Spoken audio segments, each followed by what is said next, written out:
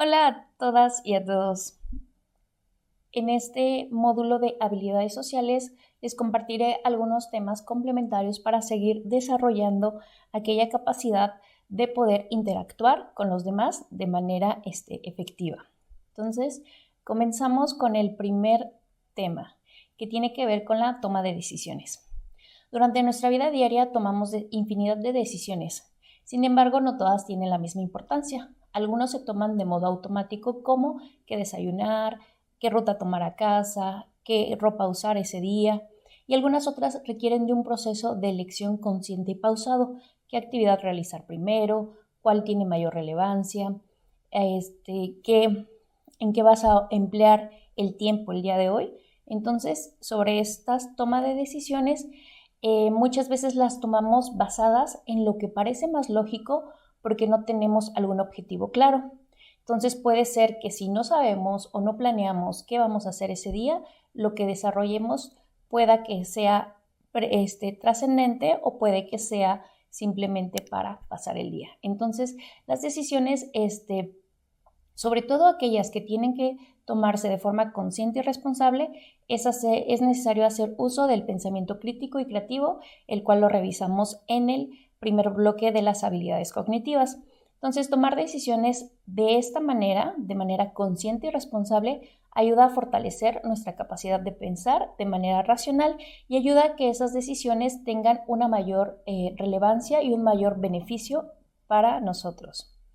Al tomar decisiones es importante considerar cuáles son nuestras necesidades, qué valores, qué motivaciones, qué influencias hay, así como qué ventajas y desventajas tendremos de tomar tal o cual decisión.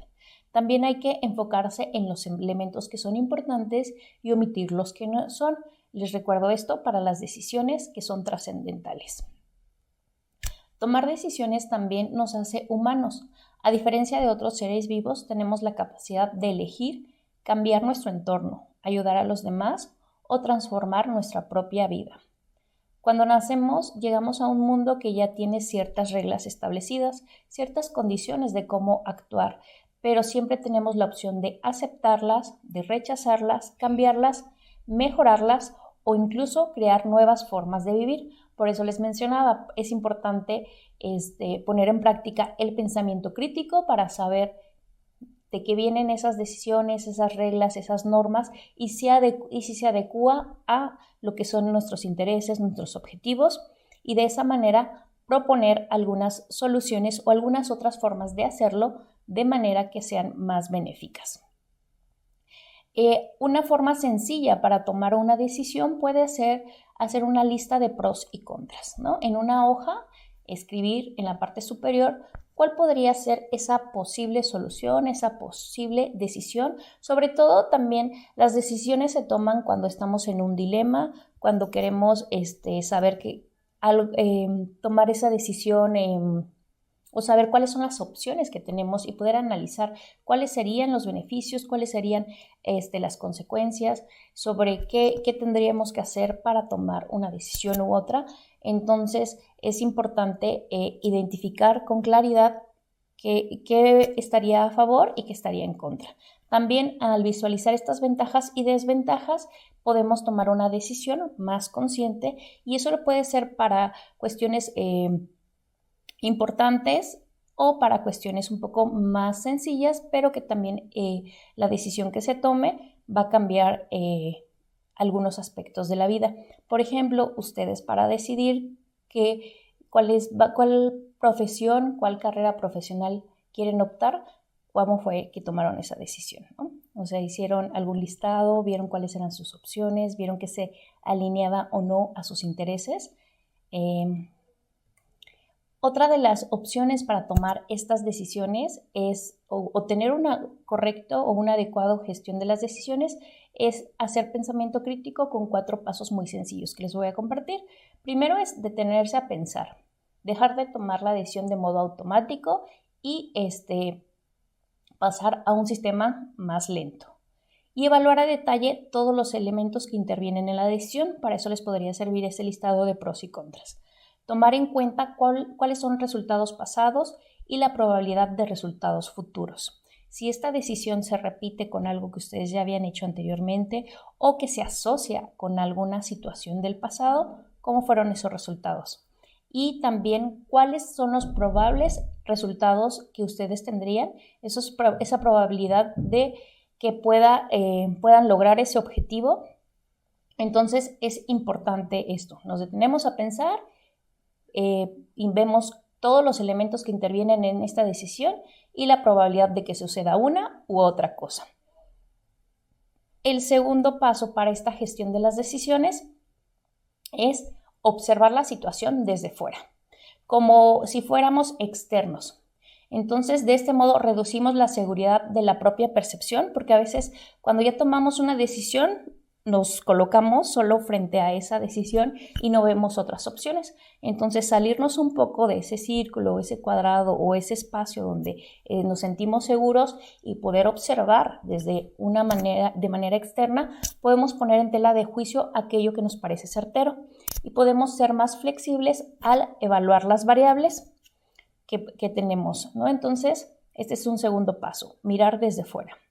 El tercero es considerar lo opuesto a lo que estamos por tomar, hacer una acción contraria. Entonces, de pronto a veces tenemos en esta decisión de saber qué carrera profesional queremos, tenemos más de una opción. Entonces, considerar, por ejemplo, si toman algo sobre el área de ciencias de la salud, ¿qué sería lo opuesto a ciencias de la salud? ¿Cuáles son las habilidades? ¿Qué conocimientos tienen? ¿Cómo podrían decidir si es sobre esta área o sobre la otra, ¿no? Entonces, ¿qué pasaría si se quedan en una área o se quedan en otra? También un punto importante, una vez que ya logramos detenernos y pensar pros y contras, mirar desde fuera, considerar lo opuesto, ahora hay que analizar la decisión con otros. Una vez que ya tomamos esa decisión, podemos sentarnos a dialogar con otras personas para tomar decisión colectiva y así reducir los sesgos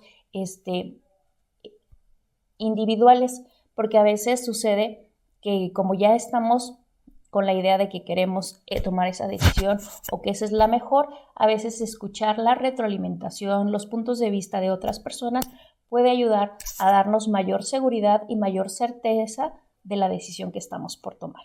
Entonces, decidir es un acto cotidiano, es algo que realizamos todos los días, en todos los momentos, pero es importante hacer pensamiento crítico para una decisión consciente, una decisión que nos beneficie y sobre todo aquellas decisiones que pueden cambiar el rumbo de nuestra vida. Y ahora continuamos con otro de los temas que también son importantes y ayudan a fortalecer estas habilidades sociales y tiene que ver con el manejo de conflictos y la negociación. Comenzamos mencionando que a veces en las interacciones sociales, en las interacciones que tenemos día a día con las personas que están en nuestro entorno, ya sea en familia, en escuela, en trabajo o a nivel social en los espacios públicos, se pensaría que estas relaciones son armoniosas, pero a veces surgen desacuerdos que provocan malestar, que provocan roces o que llevan a conflictos entre las personas. Entonces, ahí es donde surge este conflicto, este desacuerdo y pone en dificultad esta interacción. Un conflicto se caracteriza porque hay discrepancia o hay una tendencia a un pensamiento opuesto entre dos o más partes, por lo que es necesario abordarlo mediante una mediación o una resolución para mejorar la comunicación e interacción entre los involucrados. Una vez que hemos detectado que hay un conflicto, hay un problema, hay algo en donde no estamos coincidiendo o que está causando dificultad en la relación, es importante buscar la manera para solucionarlo y lo primero es la comunicación. El manejo de conflictos nos ayuda a enfrentar diversas situaciones de la vida, evitando que se conviertan en daños físicos, mentales y emocionales. Lo hemos estado revisando, las habilidades para la vida profesional, también para la vida personal y demás, va en diversas dimensiones.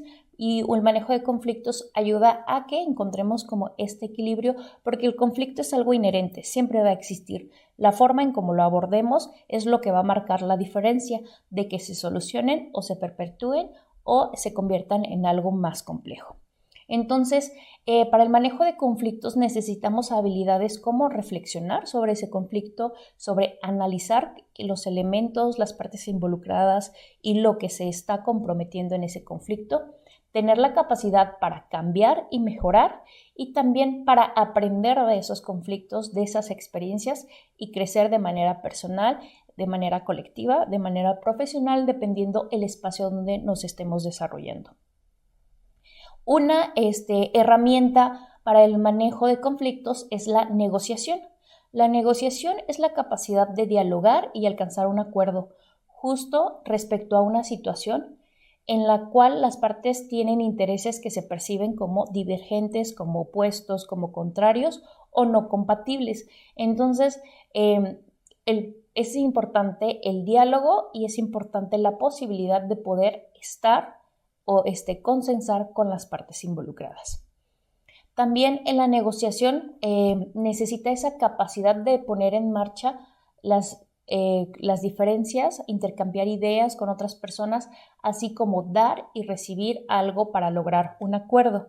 Es importante saber que cuando estamos negociando debemos de tener una actitud de disponibilidad y también la capacidad de poder dar algo a cambio de lograr ese acuerdo.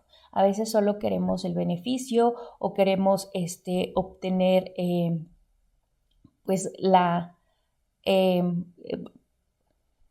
a veces solo queremos nosotros, digamos, como ganar, o a veces solo queremos que la solución o esa negociación venga de nuestro lado y no tomar en cuenta la otra parte o las otras partes. Entonces hay que saber que para tener capacidad de negociación hay que saber dar y también hay que saber recibir y lograr ese acuerdo.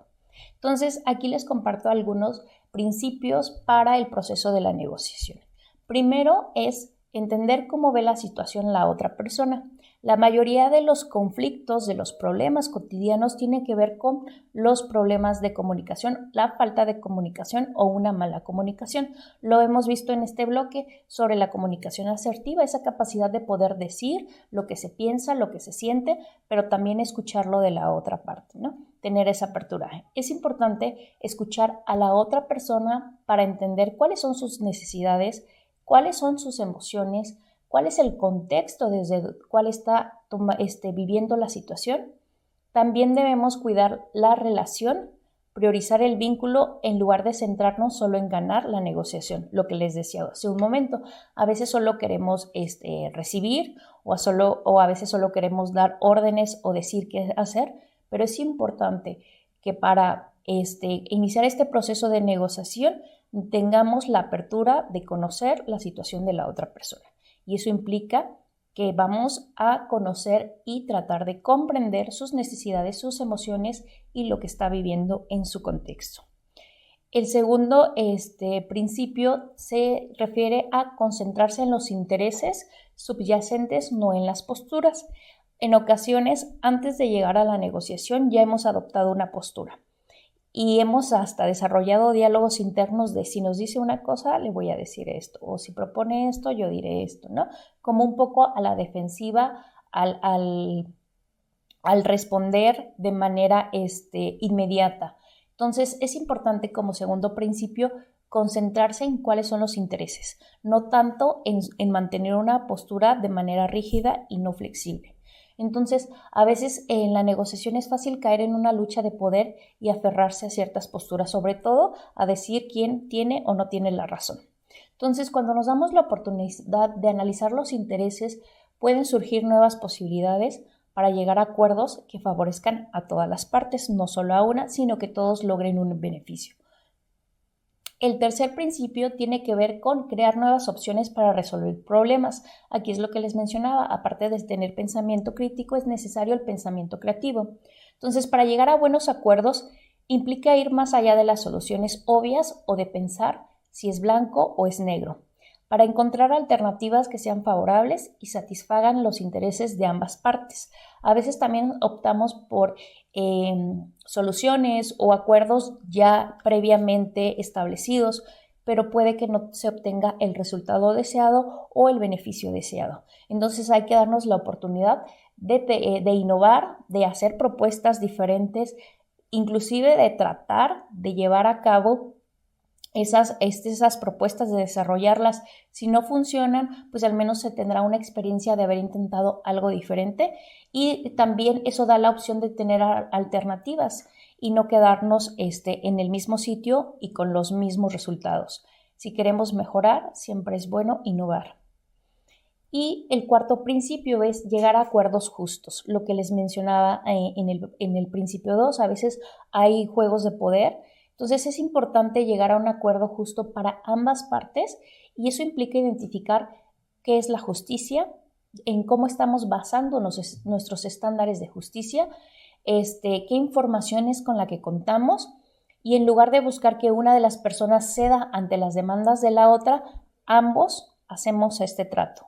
Dar y recibir, ambos cedemos una parte y los acuerdos son justos. Cuando los acuerdos son justos y las soluciones es más fácil que las soluciones que se proponen se lleguen a desarrollar de manera satisfactoria y se obtengan los resultados, porque a veces si solo nos quedamos con lo que una de las personas propone y que en su mayoría le va a beneficiar, esta desigualdad hará que el beneficio se centre solo en un espacio, en un lugar, y no para todos. Entonces, los acuerdos van a ser la clave y va a ser cómo se culmine esta negociación y a su vez se llegue a una solución del conflicto. Entonces, esta habilidad del manejo de conflictos, esta habilidad de la negociación es importante porque continuamente vamos a tener que estar en interacción con otras personas, y tener esta capacidad de poder solucionar, de poder manejar el conflicto es un aliciente y nos facilita bastante el estar en sociedad. Muy bien, ahora les comparto otro de los temas, otra de las habilidades sociales que también marcan una diferencia y que ayuda a un óptimo desarrollo, como les mencionaba, tanto en lo personal como en lo profesional, en lo académico, en el espacio que ustedes se desenvuelvan, y es sobre el liderazgo. El liderazgo es ese conjunto de habilidades que sirven para conducir o acompañar a un grupo de personas. La figura del líder, proporciona ideas innovadoras y motiva a cada participante a sacar lo mejor de sí. Esta sería una de las características primordiales para identificar o desarrollar el liderazgo. Dentro de estas características también tenemos que una persona que se identifica como líder tiene la capacidad de crear confianza en ese grupo, en esos individuos o en ese grupo de individuos. Es decir, confía en ellos y ellos confían en él. Tiene la capacidad de comunicación. Puede decir lo que está sucediendo, puede poner en común cuando hay conflictos, tiene la capacidad de poder escuchar todas las partes y poder hacer propuestas. Entonces, la comunicación sigue siendo clave para una característica del líder. Tiene la capacidad de visión, hacia dónde quiere llevar al grupo, hacia dónde quiere, por ejemplo, cuando tenemos proyectos académicos, ¿quiénes son los que están al frente? ¿Ustedes se identifican como un líder? ¿Tienen esa capacidad de ver hacia dónde quieren llevar a buen término o de qué manera quieren desarrollar tal o cual trabajo o proyecto? Entonces, la visión es otra de las características. También tenemos la inspiración. Un líder, es una persona que inspira con su forma de ser, con su forma de pensar, con su forma de hacer cada determinadas cosas, ¿no? Entonces, sobre todo, esta inspiración tiene que ver que es una persona congruente con lo que hace y con lo que dice, y a su vez es una persona íntegra, porque se conduce de manera correcta, tiene apertura hacia los demás, considera los derechos, considera a la persona y a su vez promueve valores. También es una persona flexible. Esto quiere decir que a veces puede que no tenga todas las ideas, no todas las herramientas, pero sabe escuchar a su grupo, sabe escuchar a las personas que los rodea y sabe tener esa capacidad de pensamiento crítico y creativo para cambiar aquellos pensamientos o aquellas ideas que no sean favorables para el común, ¿no? Para todos, para el grupo. También tiene ese sentido de responsabilidad. Sabe que las decisiones que se tomen pueden afectar no solo a él como persona en lo individuo, sino puede tener un impacto en el grupo o en los individuos que acompañan. Entonces, el sentido de responsabilidad es otra característica del líder. Y la empatía, esta capacidad de poder comprender la parte de las emociones, de comprender la parte de las acciones y también de comprender la parte de cómo se piensa, ¿no? Entonces, la empatía, esa capacidad de poder escuchar sin juzgar, de poder mirar desde donde la otra persona está tomando esa decisión o está actuando de cierta manera, esas son las características de un líder. ¿Y cuáles son algunos tipos de líder? Hay líderes naturales, aquellos que tienen un carisma, que son capaces de presentar sus ideas con confianza y con la habilidad de convencer al resto para que le sigan. Entonces, tiene ideas nuevas, innovadoras o ideas que plasma o comparte con confianza. Entonces, estos líderes los encontramos de manera natural, nadie le dice tú estás a cargo, sino inclusive tiene esa iniciativa para para ser el primero en hacer las cosas o para ser quien ayude a la organización. Otro de los tipos de líder, y son algunos de los más conocidos en espacios sobre todo donde se trabaja bajo objetivos, y esto lo encontramos mucho en el ambiente laboral, y son los líderes autoritarios, y es aquel o aquellos en los que sustentan su liderazgo desde la posición de poder. Hay una jerarquía y pues, sobre todo tiene como un grupo de trabajo o un grupo de individuos a los cuales dirigir, y desde su postura es que va tomando ciertas decisiones y delegando funciones. También tenemos el líder transformacional, y es aquel que inspira y motiva a su equipo con una visión clara, que promueve su desarrollo personal y profesional. Este líder que transforma puede ver el equipo, pero también puede ver a cada uno de los miembros del equipo. Y también apoya a que ese desarrollo, a que lleguen a su máximo potencial, a que adquieran nuevas herramientas y a que puedan sentirse parte de ese grupo. Entonces, el líder transformacional también es un liderazgo que resalta, es un liderazgo que ayuda y contribuye a un buen desarrollo. Y tenemos otros líderes que son aquellos que delegan en gran medida la toma de decisiones, líderes laicos. Sobre todo, confían en el equipo, confían que el personal está capacitado y pues una de las, digamos, características también es que se limita a distribuir tareas y a monitorizar que los objetivos se cumplan. Entonces, este tipo de líder delega en gran medida las actividades, sobre todo a aquellos que están capacitados para realizarlas, pero se limita a eso, a distribuir y a monitorizar que todo se desarrolle conforme a lo planeado, conforme a la delegación que se les hizo. Y bueno, algunas sugerencias para desarrollar y fortalecer el liderazgo. Lo principal es fortalecer la parte de la comunicación, tener una escucha activa con los miembros de ese grupo o los individuos que se acompañan y darles una retroalimentación sobre cada acción, sobre cada proyecto que se desarrollan, sobre la contribución que hacen. Es importante esto, una escucha activa y una retroalimentación. La otra es delegar responsabilidades. Es eso de confiar en las habilidades de los individuos, de los grupos, y también una característica positiva de un líder es que si sabe que él no posee a lo mejor el tiempo, los conocimientos o las capacidades, pero alguien de su grupo sí, poder dejarlo a que esta persona lo desarrolle y confiar en que lo hará de la mejor manera. La otra es la toma de decisiones. Tener autonomía para poder decidir, saber que la autonomía no es hacer solo lo que se quiera, sino que la decisión que toma tendrá una repercusión de las personas que los rodean, tendrá beneficios, tendrá consecuencias, pero que es importante tener esta capacidad de decidir y tener la iniciativa. Cuando hay un problema, siempre tener cuáles son las posibles soluciones. La otra es promover y fortalecer la parte de la inteligencia emocional, todo lo que conlleva, incentivar la autoconciencia, el autoconocimiento, ser empáticos, el regular las emociones, el dar espacio para que las personas compartan lo que piensan o lo que sienten, pero también darles herramientas para que las emociones no sean como un enemigo. Es decir, por ejemplo, si existe algún problema, a veces puede haber el conflicto, pero el conflicto lleva a emociones como el enojo. Entonces, que puedan manejarlos, que tenga esa capacidad de poder direccionar y para que eso no sea un impedimento en realizar o lograr los objetivos que se tienen.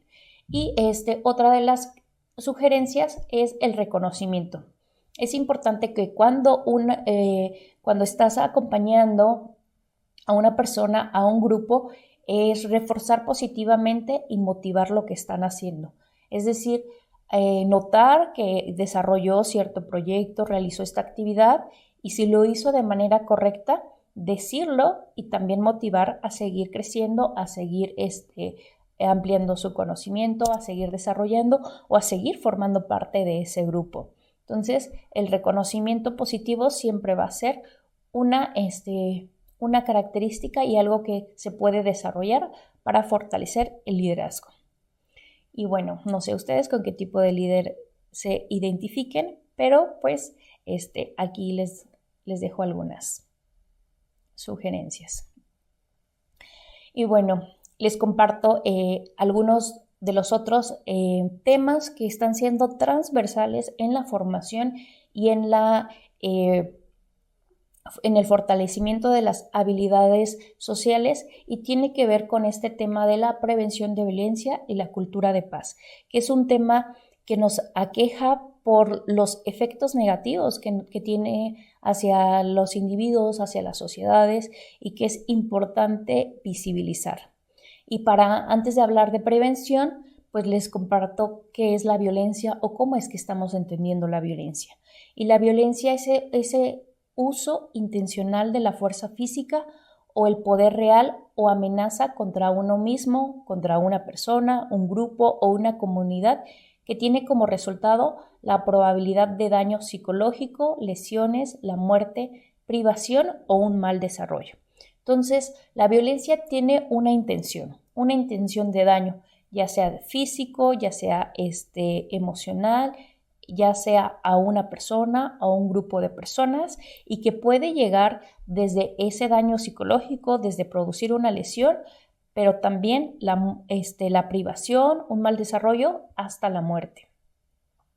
Y la violencia se presenta en 3 formas diferentes, pero que están estrechamente relacionadas. Comenzando por la violencia directa, que es aquella que vemos, que es fácil identificar y tiene que ver con la violencia física, sexual, verbal, ahora con las redes sociales, la digital, también tiene que ver con la violencia psicológica, pero también a su vez económica, violencia contra los objetos, las cosas y contra la naturaleza. La violencia directa es cuando se ejerce ese daño sobre una persona, personas, de manera directa, de manera visible, de manera pues que está ahí, ¿no? Presente. Ahora también tenemos a menor medida de visibilidad, pero que también es una violencia que nos aqueja como sociedad y es la violencia estructural. Y la violencia estructural tiene que ver con la represión y explotación, tiene que ver con la injusticia social y ecológica, también tiene que ver esta brecha que hay entre pobres, entre ricos, de manera global, de manera nacional, de manera local, tiene que ver con las leyes, con el sistema financiero, con la capacidad y el acceso a los recursos, a los servicios, al sistema de justicia y a los demás espacios. Una característica de la violencia estructural que tiene que ver con las jerarquías, y a partir de estas jerarquías es que se sigue perpetuando o se sigue manteniendo este ciclo de violencia estructural. Y la violencia estructural refuerza a la violencia cultural, que es otra de las tres diferentes violencias que identificamos. Y esto tiene que ver con las normas sociales aceptadas, los valores y creencias que se siguen perpetuando, la ciencia empírica y formal, el arte, el lenguaje, la educación, la religión. En todo esto está plagado de violencia cultural, es decir, de aquellas acciones, de aquellas situaciones que causan violencia, que ponen en ventaja o desventaja a ciertos sectores de la población, pero que están, pues sí, culturalmente aceptadas y siguen causando este daño, siguen causando esta dificultad en el desarrollo de las personas y de los individuos. Tanto la violencia cultural como la violencia estructural son menos visibles que la violencia directa, pero ambas están continuamente perpetuándose y manteniendo el ciclo de violencia. Por eso es importante identificarlas y visibilizarlas para poder ir cambiando o eliminando estas formas de violencia. Y bueno, una herramienta para combatir este mal que es la violencia es la prevención de la violencia. La prevención de la violencia la entendemos como el conjunto de estrategias, desde políticas, desde acciones diseñadas para reducir, para evitar o para erradicar los comportamientos en las diferentes esferas de la sociedad. Esos son comportamientos que dañan el desarrollo. El objetivo principal de la prevención de la violencia es proteger la salud y el bienestar de las personas, es crear ambientes seguros y saludables para que todos puedan desarrollarse de la mejor manera, para que todos se sientan seguros. Y una herramienta para la prevención de la violencia es la cultura de paz. Este es otro de los ejes transversales de los que nos debemos de estar formando como personas, como grupos, como alguien que está en un proceso de formación profesional o un proceso de formación continua. Es algo que nos compete a todos, ¿no? Y la cultura de paz busca promover valores, actitudes y comportamientos basados en el respeto a la vida, a la naturaleza y a la dignidad humana. También destaca la importancia de reconocer y hacer válidos los derechos humanos, en rechazar la violencia estructural y cultural, esa que no es visible como la violencia directa, pero que causa el mismo daño, y a su vez la defensa de principios como la libertad, la justicia, la solidaridad, la tolerancia y la comprensión entre las personas, entre las comunidades, entre las diferentes esferas o ámbitos de la sociedad.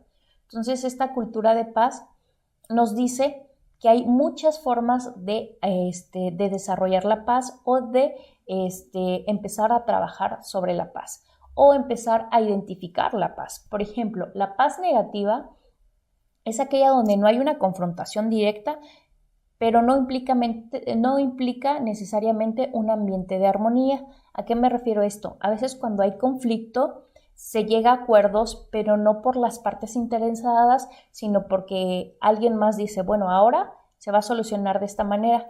Entonces el acuerdo se impone y se hace una paz negativa, porque si ya no hay confrontación, pero tampoco hay armonía. Y puede ser que las relaciones quedaron fragmentadas y al no poder hacer este proceso de negociación directa, pues ya no hay forma de reconstruir ese tejido social. Entonces hay una paz, pero hay una paz que a veces no se reconoce como tal. Otro tipo de paz es la paz positiva, y esta busca la justicia social, la reconciliación y la armonía entre grupos, entre personas. Entonces, la paz positiva sobre todo busca que los acuerdos o busca que las soluciones hacia el conflicto, hacia las cuestiones de violencia, se hagan a partir de la reconciliación y a partir de la justicia social.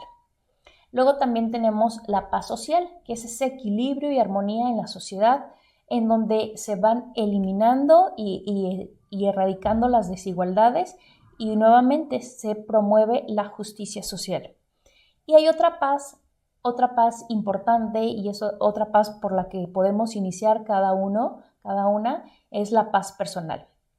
Y es esa capacidad de mantenernos en calma y en equilibrio emocional. A veces queremos encontrar paz en otros espacios, pero para obtenerla pues tenemos que iniciar con nosotros. Entonces, como trabajemos nuestra paz personal, como trabajemos nuestra paz interior, también es lo que vamos a poder proyectar hacia el exterior, y es como podemos ir contribuyendo o trabajando en las diferentes paces. Y bueno, les comparto algunas estrategias para fomentar la cultura de paz. Lo primero es educarnos. La educación para la paz es adquirir esos conocimientos, adquirir esos valores, adquirir esas herramientas necesarias para poder proyectarnos, poder relacionarnos desde la paz. La otra es promover el diálogo y la resolución de conflictos. Hablábamos sobre la comunicación como la base para poder solucionar los problemas, los conflictos. Entonces, el diálogo, la capacidad de poder escuchar, sigue siendo una de las formas de fomentar la cultura de paz. La otra, fomentar, promover y poner en práctica los valores. Valores como empatía, como respeto, como solidaridad, como justicia, como equidad, constantemente en las acciones que hacemos continuamente o en las acciones que a veces replicamos, no fomentamos estos valores. Entonces hay que detenernos a hacer una evaluación y ver si realmente estamos fomentando una cultura de paz o estamos ayudando a reproducir violencia. Y finalmente, desarrollar una cultura de no violencia. Y esto tiene que ver con visibilizar los actos que son violentos, los actos que reproducen violencia, sensibilizarnos ante el tema de violencia. Hay cosas que hemos normalizado, y porque se normalicen no quiere decir que así es como tengan que ser. Entonces es importante no perder esa sensibilización de que ciertas acciones producen un daño a las personas, es un daño a alguien que le está impidiendo su desarrollo de la mejor manera y está dañando su bienestar. Entonces es importante esa sensibilización y pues cero tolerancia a la violencia. Démonos la oportunidad de analizar, de hacer este ejercicio de introspección e identificar si nuestras acciones tienden más hacia una cultura de paz o tienden más a reproducir violencia. Y bueno, de mi parte sería todo en este módulo de habilidades sociales. Espero que lo que les hemos compartido sea de utilidad para ustedes, para que se sigan formando, y pues les deseo mucho éxito en su proceso para este propedéutico y para la elección de su carrera profesional. Gracias.